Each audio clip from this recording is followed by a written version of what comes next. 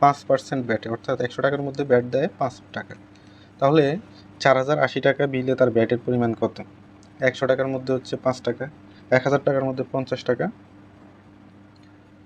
এইভাবে হিসাব করতে হবে। তাহলে 4080 টাকার মধ্যে কত আসে?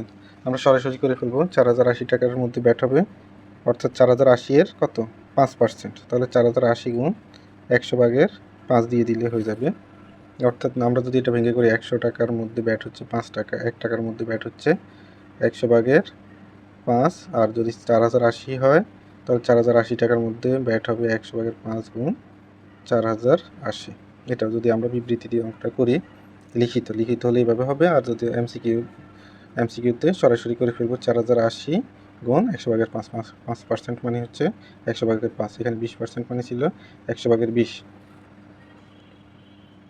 তাহলে আমরা ভাগ করব, 0 কাটলাম, 2 দিয়ে ভাগ করলে 5 দিয়ে ভাগ করলে হয় 5 দুগুণা 10, 2, আর 2 দিয়ে 408কে ভাগ করলে হয় 204, 200, উত্তর হবে 204 টাকা।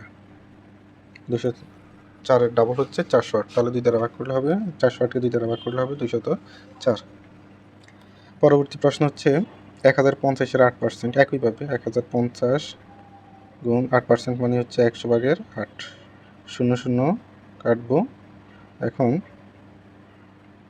আমরা যদি 5 দ্বারা ভাগ করি, 5 দুগুণা 10, 5 21, 105, 4 দুগুণা 8, গুণ করলে হবে 4 একে 4, 4 দুগুণা 8, 84। এটার উত্তর হবে 84।